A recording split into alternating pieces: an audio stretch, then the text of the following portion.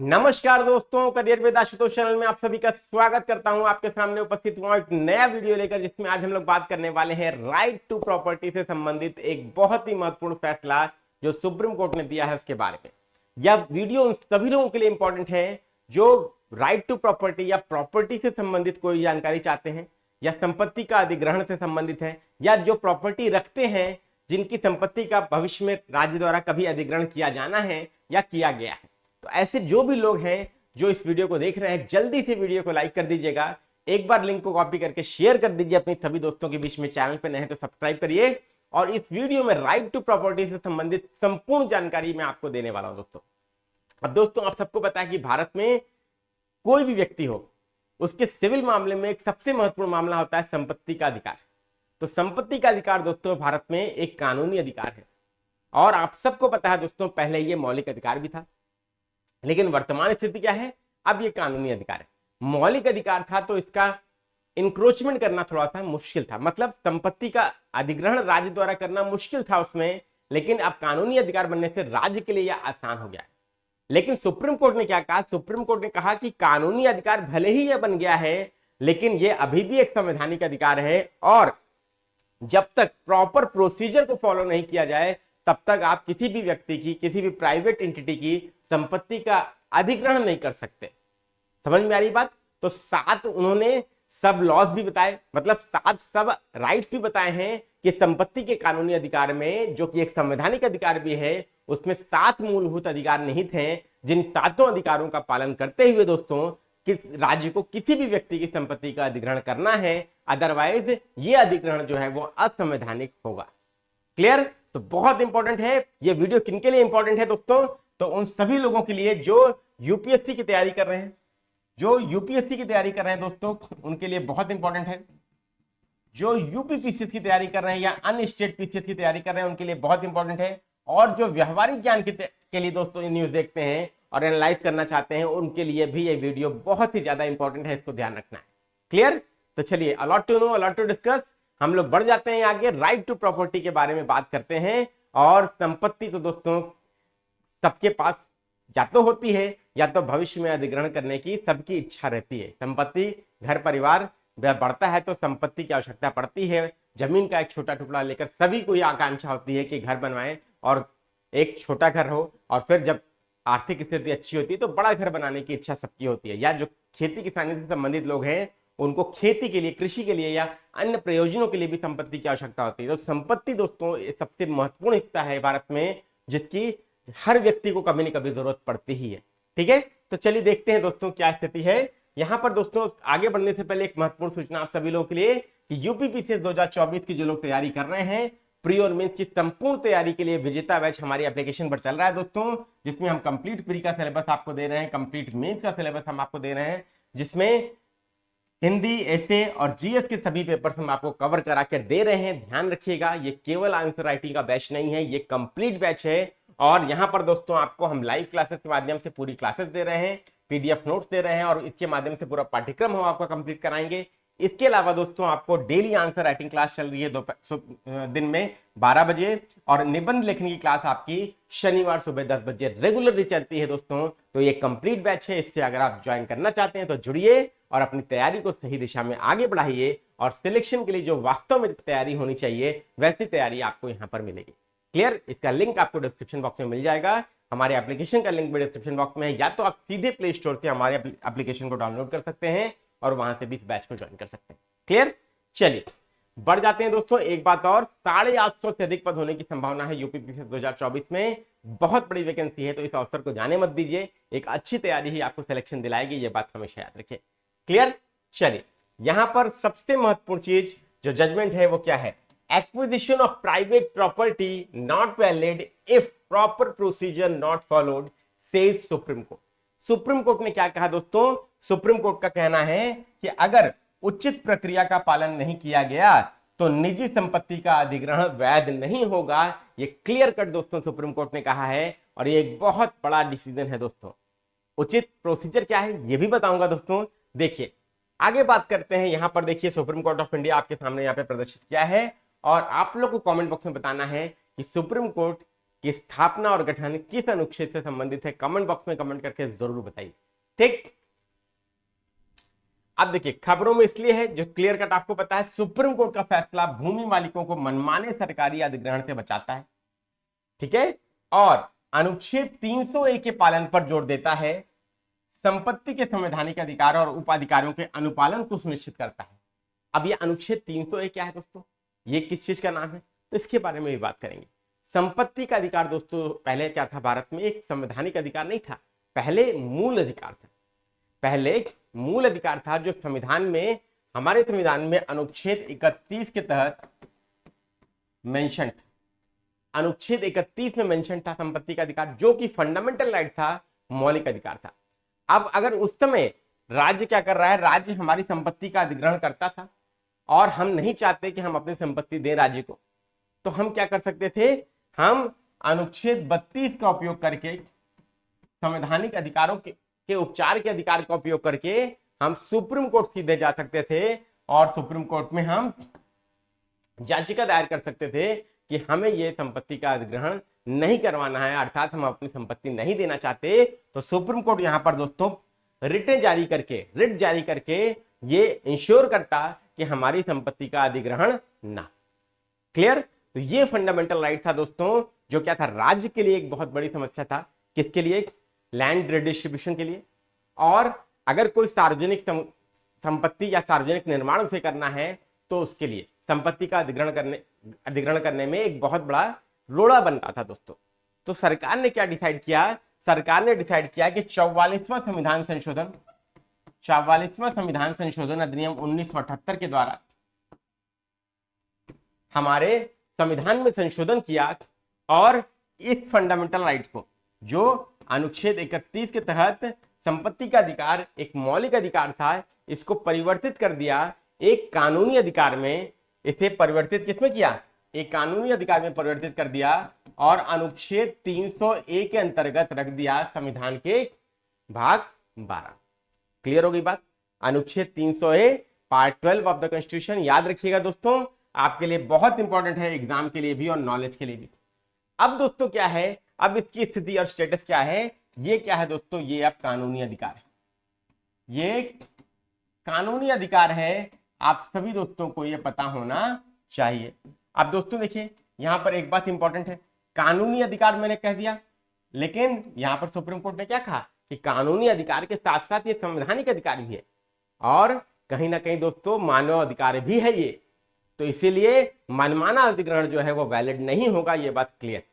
अब डिफरेंस क्या है दोस्तों कानूनी अधिकार में और मौलिक अधिकार में, तो डिफरेंस के लिए दोस्तों मैं यहां पर आपको बता दे रहा हूं। देखिए सपोज करिए ये हमारे जुडिशरी का पिरामिड है दोस्तों, ये हमारे जुडिशरी का पिरामिड है, जिसमें सबसे नीचे आप देख रहे हैं डिस्ट्रिक्ट कोर्ट्स हैं या अधीनस्थ न्यायालय है, इसके ऊपर दोस्तों हाई कोर्ट्स हैं जो राज्य के स्तर पे होते हैं, ठीक है, और इसके बाद ये एपेक्स बॉडी है सुप्रीम कोर्ट अर्थात सर्वोच्च न्यायालय। अगर मामला दोस्तों किसका है, अगर मामला फंडामेंटल राइट का है तो हम क्या कर सकते हैं, हम अनुच्छेद 32 की शक्ति का उपयोग करके सीधे सुप्रीम कोर्ट में याचिका दायर कर सकते हैं। अगर कोई हमारे मौलिक अधिकारों का हनन करता है, या तो राज्य मतलब केंद्र सरकार, राज्य सरकार, संसद, राज्य विधानमंडल, पंचायत, नगर पालिका, कोई भी अगर हमारे फंडामेंटल राइट्स का हनन करता है तो हम क्या कर सकते हैं, हमारे पास दो ऑप्शन है, हम अनुच्छेद 32 की शक्ति का उपयोग करके सीधे हम सुप्रीम कोर्ट जा सकते हैं, और या तो अनुच्छेद 226 की शक्ति का उपयोग करके हम क्या कर सकते हैं, हाई कोर्ट भी जा सकते हैं। और इन दोनों को ही दोस्तों मौलिक अधिकारों के इन्फोर्समेंट के लिए रिटे जारी करने का अधिकार संविधान के द्वारा दिया गया है। क्लियर हो गई बात, ठीक। लेकिन when it is a matter of legal right, जब यहां पर क्या है दोस्तों, जब ये लीगल राइट है, जैसे राइट टू प्रॉपर्टी है, कानूनी अधिकार है, तो अब हमारे पास ऑप्शन क्या है, हम हाई कोर्ट जा सकते हैं दोस्तों सीधे सीधे, और हाई कोर्ट जाकर हम याचिका दायर कर सकते हैं कि संपत्ति का जो अधिग्रहण है दोस्तों वो हमारा वैध नहीं है।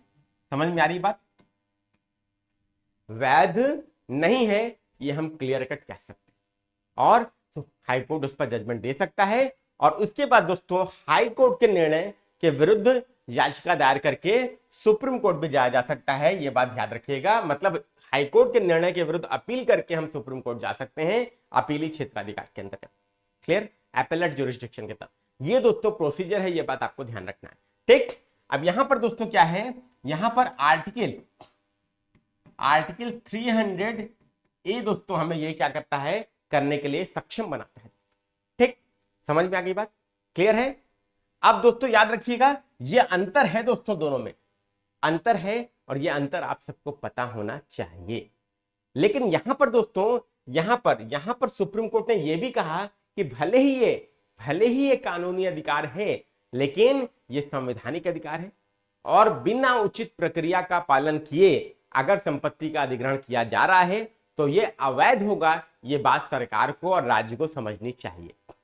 क्लियर, और साथ सब राइट्स, उप अधिकार भी बताए कि उनको पालन करने पर ही ये अधिग्रहण वैध माना जाएगा।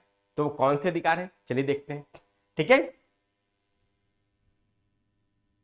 देखिए यहां पर दोस्तों आप देख सकते हैं, सुप्रीम कोर्ट ने गुरुवार को फैसला सुनाया कि निजी संपत्ति हासिल करने के लिए निर्धारित प्रक्रिया संविधान के अनुच्छेद 300A के तहत संपत्ति के अधिकार का हिस्सा है और इसका पालन किए बिना किया गया कोई भी अधिग्रहण कानून के अधिकार से बाहर होगा।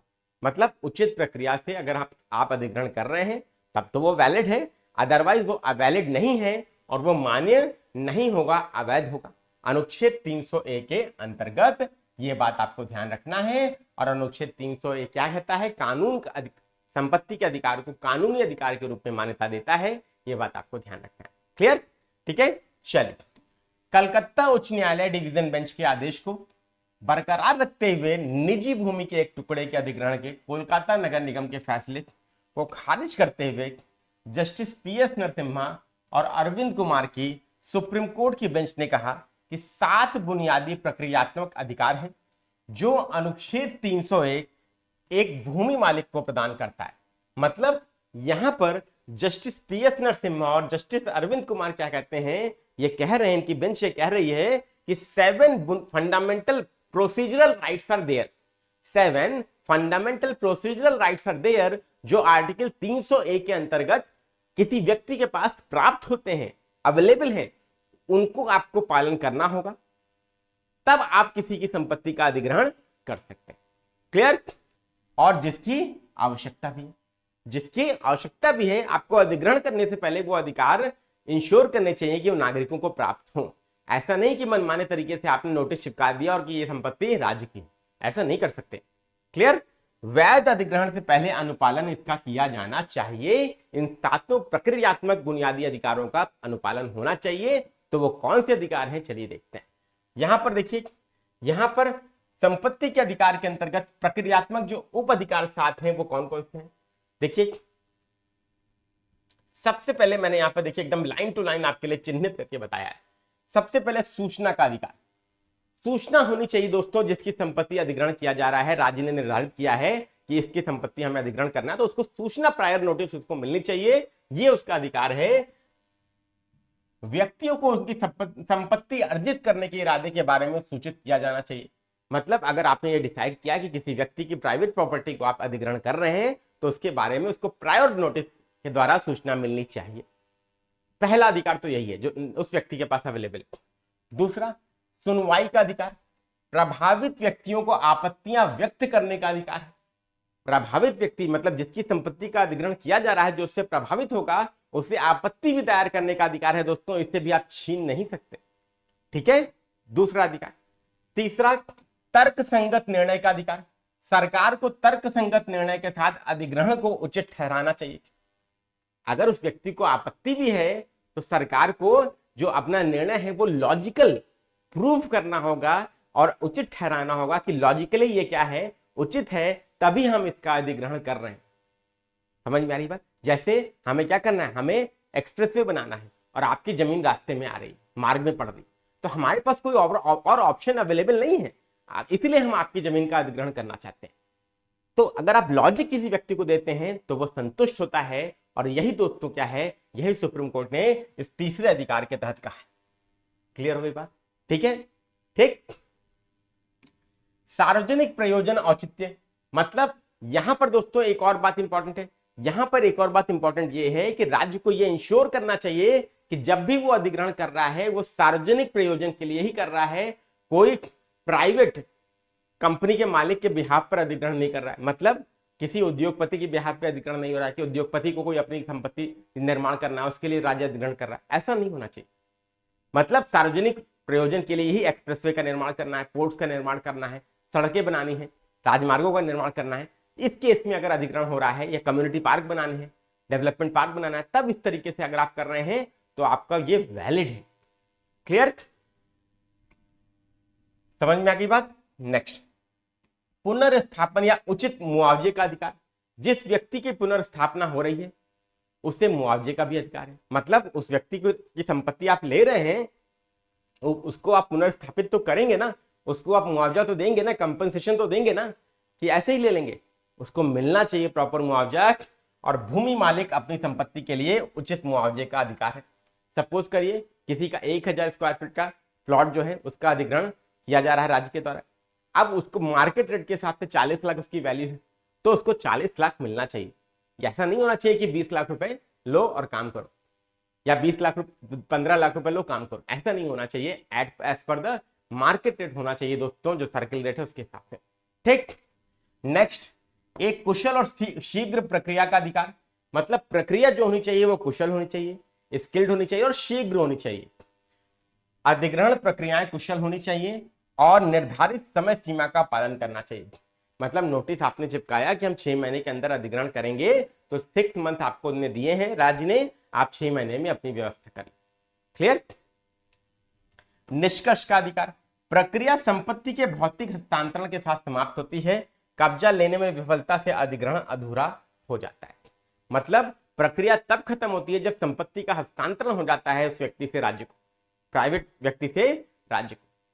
ठीक है, जब प्राइवेट प्रॉपर्टी राज्य को ट्रांसफर हो जाती है तब यह हस्तांतरण कंप्लीट होता है। यह निष्कर्ष का अधिकार है दोस्तों, और कब्जा अधूरा नहीं रहना चाहिए, यह भी इंश्योर राज्य को करना चाहिए। तो ये 7 क्या है, प्रोसीजरल फंडामेंटल राइट्स हैं दोस्तों, जो आर्टिकल 300A के अंतर्गत राइट टू प्रॉपर्टी में किसी व्यक्ति को प्राप्त होते हैं, जिसकी संपत्ति का आप अधिग्रहण कर रहे हैं। इनका अनुपालन अगर कर रहे हैं आप, तब तो अधिग्रहण आपका वैध है, अन्यथा वो वैध नहीं होगा। ये सुप्रीम कोर्ट ने क्लियर कट बोल दिया दोस्तों, ये बात ध्यान रखिएगा। और इस बार के लिए दोस्तों जीएस पेपर 2 के लिए ये याद रखिएगा, ये प्रश्न यूपीएससी के एग्जाम के लिए, स्टेट पीसीएस के एग्जाम के लिए, विशेष रूप से UP PCS, MP PCS, Bihar PCS, Rajasthan PCS के लिए ये प्रश्न इंपॉर्टेंट है आने के लिए, वेरी वेरी इंपॉर्टेंट।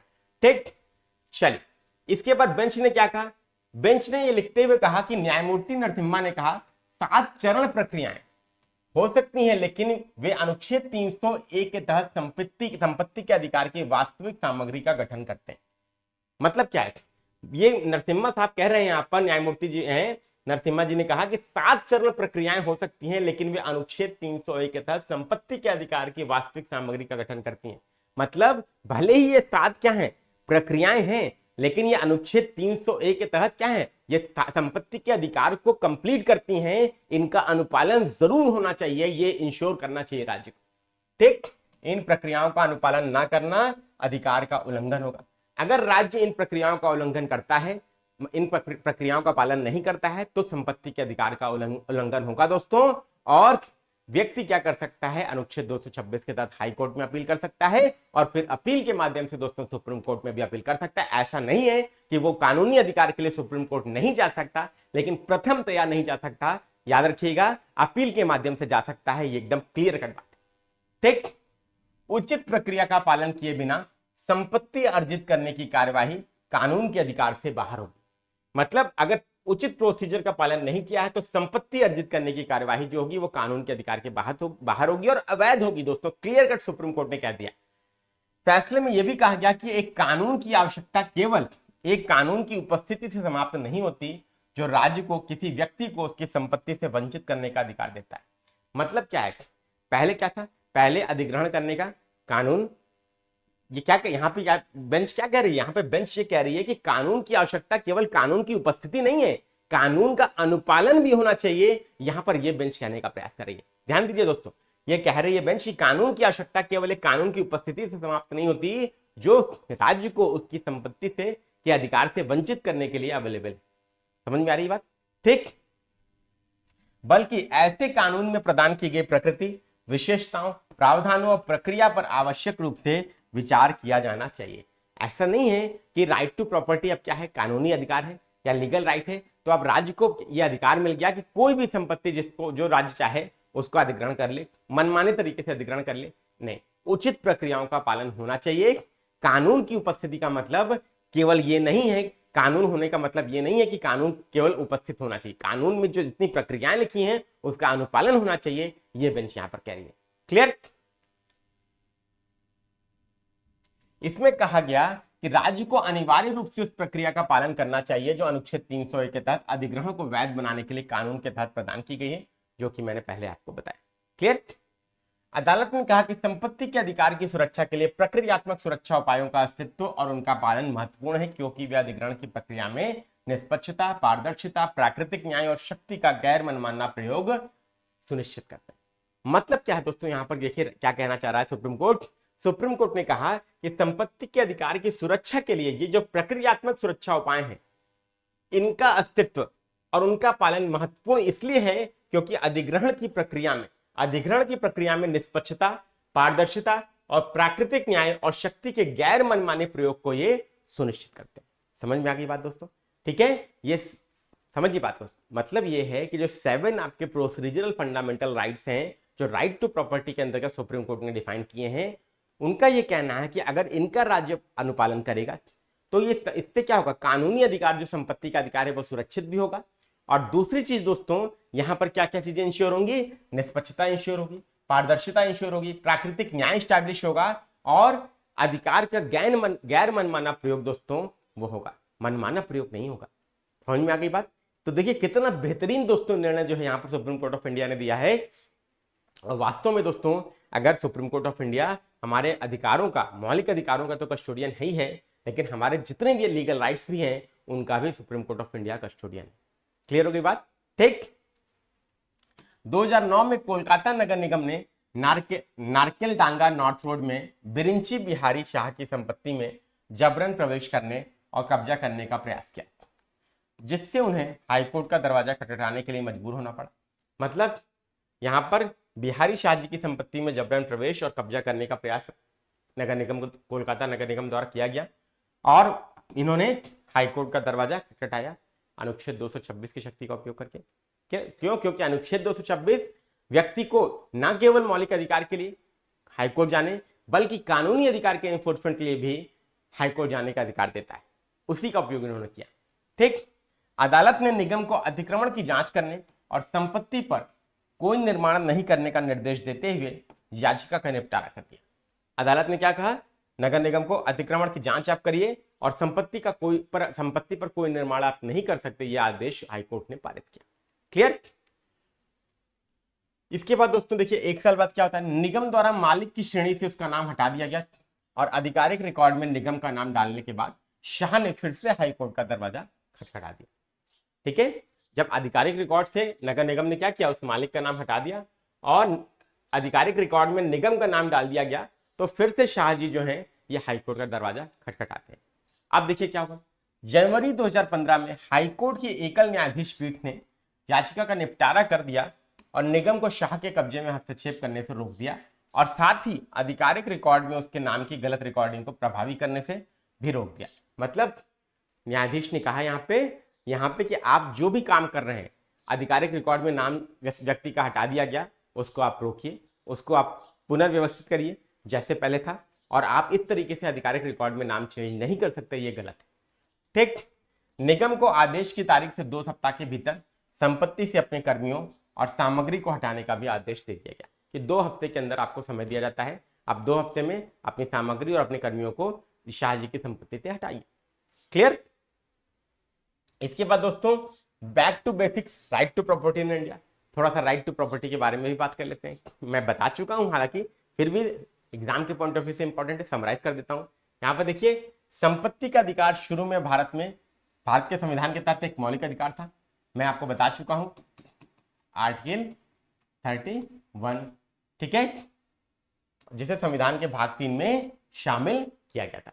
संविधान का भाग 3 बेसिकली हमारे संविधान में भाग 3 मौलिक अधिकारों का अध्याय है, जो भारत के सभी नागरिकों को और कुछ विदेशी नागरिकों को भी कुछ अधिकार देता है और भारत के नागरिकों को सभी मौलिक अधिकार प्रदान करता है। तो कुल 6 मौलिक अधिकार हमारे देश के संविधान के द्वारा प्रत्येक भारतीय नागरिक को प्रदान किए गए हैं। और अनुच्छेद आपको पता है 14 से 18 समानता का अधिकार, 19 से 22 स्वतंत्रता का अधिकार, इसके बाद दोस्तों 23 और 24 शोषण के विरुद्ध अधिकार, 25 से 28 धार्मिक स्वतंत्रता का अधिकार, इसके बाद 29 और 30 अल्पसंख्यकों का अधिकार, अल्पसंख्यकों के अधिकारों का संरक्षण, और अनुच्छेद 32 जो है संवैधानिक उपचारों का अधिकार, वो क्या है, वो अपने आप में एक मौलिक अधिकार है। मतलब ऊपर के जितने भी अधिकार हैं अगर उनका हनन होगा राज्य के द्वारा, ठीक है, सरकार के द्वारा, संसद के द्वारा, तो हम अनुच्छेद 32 की शक्ति का उपयोग करके हम सुप्रीम कोर्ट जा सकते हैं। और इसीलिए दोस्तों डॉक्टर अंबेडकर ने इसे संविधान की हृदय और आत्मा का, क्लियर, याद रखिएगा, बहुत इंपॉर्टेंट, ठीक है। 1978 के 44वें संविधान संशोधन के द्वारा इस अधिकार को मौलिक अधिकारों की सूची से हटाकर अनुच्छेद 301 के तहत संवैधानिक अधिकार के रूप में वर्गीकृत कर दिया गया। और याद रखिएगा, कानूनी अधिकार, लीगल राइट या संवैधानिक अधिकार, आप दोनों कह सकते हैं, इसको आप दोनों कह सकते हैं। वेरी वेरी इंपॉर्टेंट आपके एग्जाम के लिए। इवन सुप्रीम कोर्ट ने इस निर्णय में क्या कह दिया कि ये मानव अधिकार भी है, ठीक है, क्योंकि मानव क्या है, किसी भी व्यक्ति का या संपत्ति से उसका विस्थापन जो है किसी व्यक्ति का, ये क्या है, मानवीय भावनाएं भी इसमें इन्वॉल्व है और इससे मानव प्रभावित होता है। क्लियर। अनुच्छेद 301 के बारे में यह पेश किया गया संविधान में, कानून के अधिकार के अलावा किसी भी व्यक्ति को उसकी संपत्ति से वंचित नहीं किया जाएगा। मतलब कानून के अधिकार के द्वारा किसी भी व्यक्ति को उसकी संपत्ति से नहीं हटाया जा सकता है, यह अनुच्छेद 300A में कहा गया। क्लियर। कानूनी ढांचा, इसका क्या मतलब है, सरकार अभी भी निजी संपत्ति का अधिग्रहण कर सकती है, लेकिन यह अधिग्रहण एक ऐसे कानून के माध्यम से किया जाना चाहिए जो अधिग्रहण को उचित ठहराए और प्रभावित पक्षों को उचित मुआवजा दे। मतलब क्या है दोस्तों, कुल मिला के मतलब ये है, यहाँ पे ये कहा गया कि अधिग्रहण सरकार कर सकती है संपत्ति का, लेकिन ऐसे कानून के माध्यम से करे जो अधिग्रहण को क्या ठहराए, उचित ठहराए और प्रभावित पक्षों को उचित मुआवजा भी दे। यहाँ पे क्लियर कट देखिए सरकार ने बोला था, लेकिन अभी क्या है, सुप्रीम कोर्ट ने फिर से उसको देखिए क्या किया है, डिफाइन किया है उचित प्रोसीजर को। अब यहाँ पर दोस्तों क्या है, वर्तमान स्थिति देखिए, ये मौलिक अधिकार नहीं है दोस्तों, संपत्ति का अधिकार आप मौलिक अधिकार नहीं है। इसका अर्थ है इसे अनुच्छेद 32 या 226 के तहत सीधे सर्वोच्च न्यायालय या उच्च न्यायालय के माध्यम से लागू नहीं किया जा सकता, हालांकि यह संवैधानिक अधिकार बना। मैंने आपको अंतर बता दिया, मैंने क्या बताया था अंतर, यहाँ पर देखिए मैंने अंतर, जो छात्र ऐसे हैं जो बाद में जुड़े हैं, मैंने अंतर सीधे सीधे बताया था। यहाँ पर मैंने अंतर आपको बताया था कि देखिए अगर फंडामेंटल राइट है, दिस इज फंडामेंटल राइट, मौलिक अधिकार, तो हम अनुच्छेद 32 के साथ सुप्रीम कोर्ट सीधे जा सकते हैं, अनुच्छेद 226 के साथ सीधे हाई कोर्ट जा सकते हैं, ठीक। लेकिन अगर लीगल राइट है तो यहाँ पे हम अनुच्छेद 301 के तहत क्या कर सकते हैं, अनुच्छेद 301 के तहत हम हाई कोर्ट जा सकते हैं दोस्तों, इसमें कोई दो राय नहीं। समझ में आ रही बात, क्लियर है, एकदम स्पष्ट रूप से ध्यान रखिएगा। और हाई कोर्ट को, सुप्रीम कोर्ट तो केवल मौलिक अधिकारों के इन्फोर्समेंट के लिए रिट जारी करता है, लेकिन यहाँ पे याद रखने वाली बात है कि हाई कोर्ट को मौलिक अधिकारों के साथ साथ कानूनी अधिकारों के इन्फोर्समेंट के लिए भी रिट जारी करने का अधिकार है, क्योंकि यहाँ पर उसे जो व्यापक क्षेत्राधिकार के तहत ये दोनों अधिकार प्रदान किए गए हैं संविधान के द्वारा। इसीलिए शाह साहब हाई कोर्ट गए थे, याद रखिएगा, ना कि पहले सुप्रीम कोर्ट गए। क्यों? क्योंकि संपत्ति का अधिकार अभी कानूनी अधिकार है। क्लियर, ठीक है, याद रखिएगा दोस्तों, एकदम स्पष्ट रूप से बताया, एकदम क्लियर कर दिया दोस्तों। अब इस वीडियो के बाद संपत्ति के अधिकार से संबंधित कोई भी आपको डाउट नहीं बचेगा दोस्तों, इतना मैं इंश्योर करता हूं आपको। क्लियर, चलिए, कानून के तहत सुरक्षा, किसी भी राज्य अधिनियम के तहत अपनी संपत्ति से वंचित कोई भी व्यक्ति अनुच्छेद 301 के तहत अधिनियम की वैधता को चुनौती देने के लिए उच्च न्यायालय का दरवाजा खटखटा सकता है, जैसा कि मैंने पिरामिड में आपको दिखाया। Article 301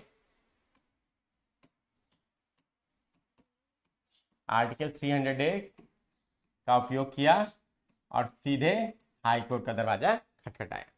clear. कानूनी सहारा, प्रभावित व्यक्तियों को कानूनी सहारा लेने का अधिकार है यदि उन्हें लगता है कि अधिग्रहण उचित नहीं था या मुआवजा अपर्याप्त था। यहां पर एक कोर्ट क्या कह रहा है, यहां पर वर्तमान कानूनी स्थिति में क्या बोला गया है कि प्रभावित व्यक्ति को कोर्ट जाने का अधिकार है या कानूनी सहारा लेने का अधिकार है यदि उसे लगता है कि अधिग्रहण वैध नहीं है, उचित प्रक्रिया से नहीं किया गया है या मुआवजा पर्याप्त नहीं। क्लियर हो गई बात? ठीक है दोस्तों, तो याद रखिएगा ये आपका निर्णय जो है मैंने आपको बता दिया, क्लियर कट जो है पूरा जो है एकदम सही सटीक ग्राउंड देता है संपत्ति के अधिकार को। अब राज्य कोई भी अधिग्रहण करेगा तो 7 जो बुनियादी प्रक्रियात्मक अधिकार हैं उनका पालन करेगा और तभी दोस्तों वैध अधिग्रहण को वैध माना जाएगा, अन्यथा वैध माना नहीं जाएगा। ठीक, फैसले ने कलकत्ता उच्च न्यायालय के फैसले का समर्थन किया जिसने निजी भूमि के अधिग्रहण के संबंध में कोलकाता नगर निगम की अपील को खारिज कर दिया था। एकदम वैलिड ठहराया सुप्रीम कोर्ट ने। ठीक है, इसके बाद कोर्ट ने क्या कहा, निगम को 60 दिनों के भीतर लागत के लिए 5 लाख रुपए की क्षतिपूर्ति करने का आदेश दिया। मतलब कोलकाता नगर निगम को 5 लाख रुपए का कंपनसेशन देना पड़ेगा दोस्तों 60 दिनों के भीतर, यह भी आदेश पारित किया। और मानवाधिकार परिप्रेक्ष्य भी बताया कि संपत्ति के अधिकार को न केवल संवैधानिक अधिकार के रूप में संरक्षित किया गया है बल्कि न्यायमूर्ति PS नरसिम्हा और अरविंद कुमार की पीठ द्वारा इसे मानवाधिकार के रूप में भी मान्यता दी गई। मतलब इन्होंने ये कहा कि ये क्या है, ये केवल संवैधानिक अधिकार नहीं है, ये मानवाधिकार भी है। क्यों? क्योंकि इसमें मानवीय पहलू भी प्रभावित होते हैं, मानवीय पक्ष भी जुड़ा हुआ है, इसीलिए दोस्तों ये मानवाधिकार भी है। तो इसीलिए सरकार को मनमाना अधिग्रहण करने से पहले 100 बार सोचना चाहिए। क्लियर? सरकार का मतलब क्या है? यहाँ पर सरकार मतलब राज्य से है। आर्टिकल 12 के अंतर्गत जो राज्य को परिभाषित किया गया जिसमें आपको क्या कौन कौन चीजें आती हैं, केंद्र सरकार, राज्य सरकार, संसद, विधानमंडल, पंचायत, नगर पालिकाएं। तो यहाँ पर कोलकाता नगर निगम ही तो है, नगर पालिका, नगर निगम। ठीक है, क्लियर हो गई बात? तो ध्यान है, तो याद रखिएगा राज्य के मनमाने व्यवहार के विरुद्ध क्या है, ये संपत्ति का अधिकार जो है वो प्रत्येक भारतीय व्यक्ति को प्राप्त है। और ये केवल दोस्तों भले ही मौलिक अधिकार नहीं है लेकिन ये अधिकार आज भी संवैधानिक है, कानूनी अधिकार है और मानवाधिकार भी है। ये जस्टिस PS नरसिम्हा और अरविंद कुमार जी कह रहे हैं। क्लियर? तो इसीलिए बहुत ही सोच समझकर सरकार को उचित प्रक्रिया का पालन करके ही संपत्ति का अधिग्रहण करना चाहिए। ठीक है, चल अब एक क्वेश्चन है दोस्तों, उम्मीद करता हूं वीडियो आप सबको बहुत पसंद आया होगा। एक MCQ आप लोगों के लिए है, भारत में संपत्ति के अधिकार की स्थिति क्या है? सभी लोग कमेंट बॉक्स में कमेंट करके जरूर बताएं। कानूनी अधिकार केवल नागरिकों के लिए उपलब्ध है, किसी भी व्यक्ति को उपलब्ध कानूनी अधिकार। मौलिक अधिकार केवल नागरिकों के लिए उपलब्ध है, ना तो मौलिक अधिकार ना ही कानूनी अधिकार। मतलब संपत्ति के अधिकार की वर्तमान स्थिति दोस्तों क्या है? यहाँ पर 4 विकल्प दिए गए हैं। ये बात दोस्तों बताना है आपको चूज करके कौन सा विकल्प आपका सही है। उम्मीद करता हूँ वीडियो आपको पसंद आया होगा बहुत। अगर पसंद आए तो एक बार जल्दी से लाइक कर दीजिएगा, सब्सक्राइब का बटन दबा के बेल आइकन पे ऑल दबाइए और ऐसी सारी अपडेट्स के लिए आप लोग चैनल को जरूर फॉलो करिए। करंट अफेयर की प्लेलिस्ट को पूरा एग्जाम ओरिएंटेड है, GS पेपर 2, UPSC का, UPPCS का, स्टेट PCS का, पूरा आपका क्लियर हो जाएगा अच्छी से। ठीक, thank you very much, best of luck.